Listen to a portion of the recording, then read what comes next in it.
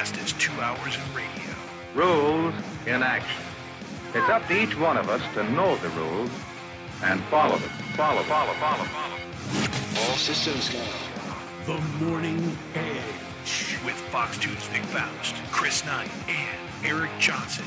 The Morning Edge starts now.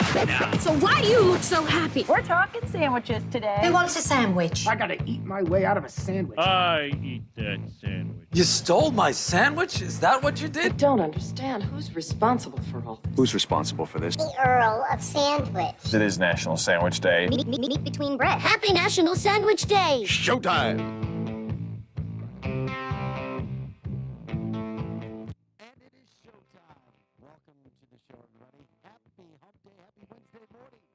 Time is 8:03, November 3rd, first frost of the year in the St. Louis area, or one of the first frosts if you're a plant guy, a flower guy. Some of your flowers might have been trying to hold on. I think they may be gone right now. But it is fall, and it's feeling more like winter this morning. Welcome to the show. What a morning it is. Oh, my gosh, are we going to rock and roll this morning? All callers, all opinions. We need you this morning. Chris, we're told we have no sound. Anyway, what a day this is going to be. I'll start it over again. Good morning, everybody. Welcome to The Edge. What a day it's going to be. We appreciate you joining us here on Facebook, on 100.7 The Viper on Facebook. Of course, you can share the show. Eric Johnson, Chris Knight, Vic Faust, Fox 2. Appreciate you joining us this morning. The phone number 636-695-2915. I can tell you this much.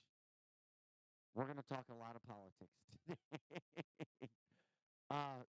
As Eric had talked about so many times, backlash has arrived. Backlash has shown.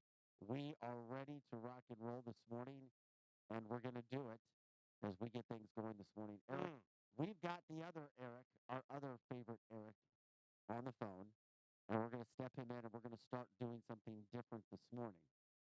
So with that being said, we welcome in our good friend, Missouri Attorney General Eric Schmidt. Mr. Eric, did you stay up last night watching the poll results and the voting come in from all over the country, which is dominant red and no doubt a referendum on the presidency of Joe Biden right now, whether people agree or don't agree with the president? I did, and then I, for the first time in a long time, tuned into CNN and MSNBC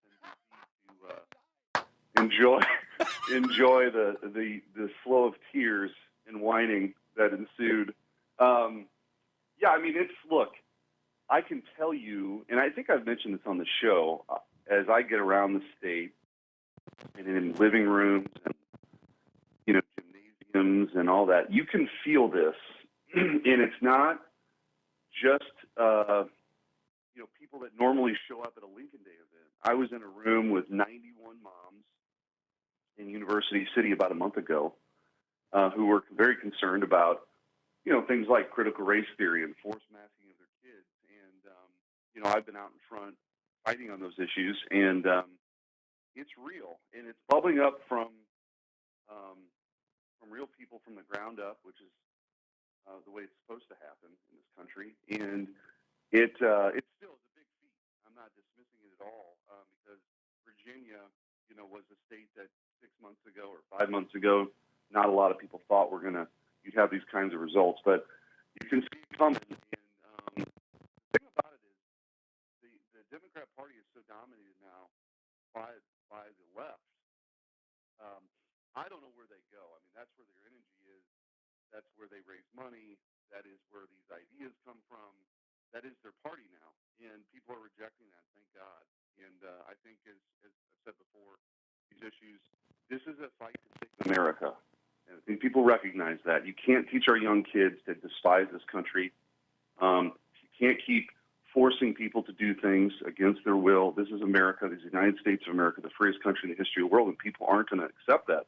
And I think we saw that play out last night. Yes, I 100% By the way, agree. Eric, sorry to interrupt you. Our sound on the social media section of our broadcast was not great. I've been asked. We're talking with Missouri Attorney General Eric Schmidt joining us this morning right out of the gate, out of what we saw last night.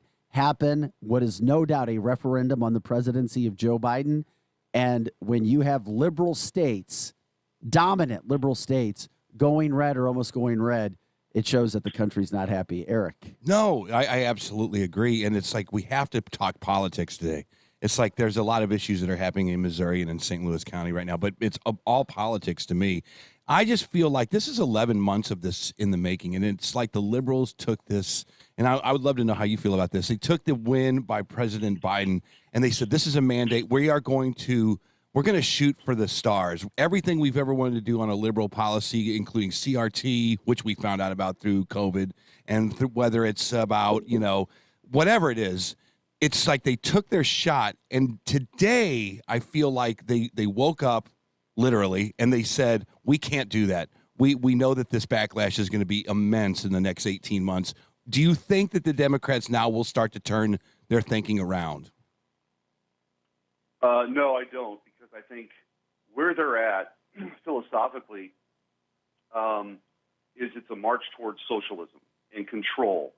And it's the same reason why, these numbers have been way down. If the COVID case numbers are your measure, right, which isn't the best measure, those have been way down in places like St. Louis City and St. Louis County, yet they continue to fight for forced masking. People don't want to be forced, the government, to tell them they have to take the vaccine.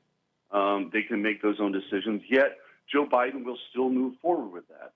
They are in this death spiral, I think, as a party, of moving towards fundamentally changing the country. I mean, Joe Biden announced he was going to be the most progressive president since FDR, and he is definitely moving forward on all fronts. And I see it in the AG space because we're fighting him on, we lost our energy independence, so we're suing him on that. We had a secure border that they, changed on day one. We're suing them on that. I mean, every front that they want to pack the court. They want to add states to the union. They want to federalize elections. If Joe Manchin would just, get with the program as they see it, they'd get all that done.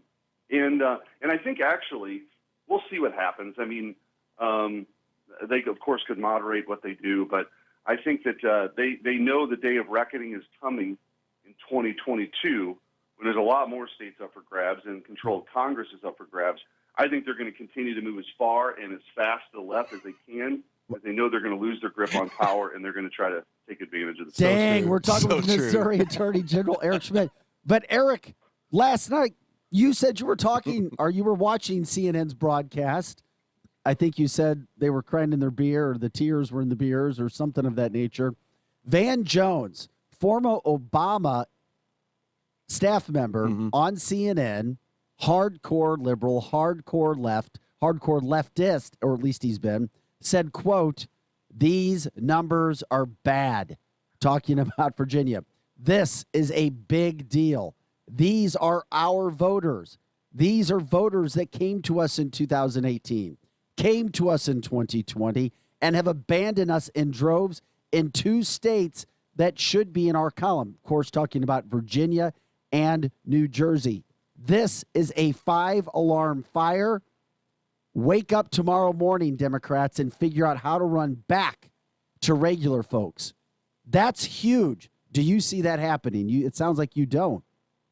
I don't, because Joe Biden is still going to push this multi-trillion-dollar spending package after they've done it over and over again.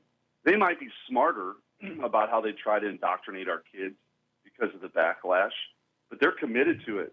They're absolutely committed to it. So people still need to keep showing up, keep fighting back, because they're terrified of that. That's exactly why that letter went out from Attorney General Garland, and I was the first AG in the country to fire a letter back saying you have no jurisdiction in Missouri. But they're terrified of it because they know that once everybody has seen now what they're all about, they're rejecting it. And people don't trust the mainstream media to tell them the truth anymore because they're advocates with keyboards. It's just like when the Post-Dispatch writes either a column or an editorial about me once or twice a week. People know it's garbage. It's total garbage. And in fact, it probably helps me because people know that they have an agenda. They're not objective arbiters of the truth. And so all these institutions that they've sort of propped up for legitimacy, people don't trust anymore because they've been exposed. And I think the Dems are going to have a really, really hard time finding policy positions that appeal to broad swaths of the country when they've really staked their claim on open borders and amnesty and taxpayer-funded abortion and, taxes and regulations through the roof, the debacle in Afghanistan, critical race theory. All these things are like, that is who they are. So unless they, create another party, I don't see how they run away from it. And I don't think it's going to change much if they go from a X $trillion spending package to a Y $1 trillion spending package. People still see it at the pump. Their gas prices have gone up. Their heating costs are going to be up this summer. The cost of hamburgers has gone up. That stuff's not changing, and that's because of Democrat policies. That's right. So give us a little status update on some of the things that are happening in St. Louis County and some of the things you're working on right now. We always hear about lawsuits that are about challenging the Biden administration about immigration, and I think that you're on board with that as well. And then some of the stuff that's going on against the executive in St. Louis County. Where do we stand with the mask? I have taken energy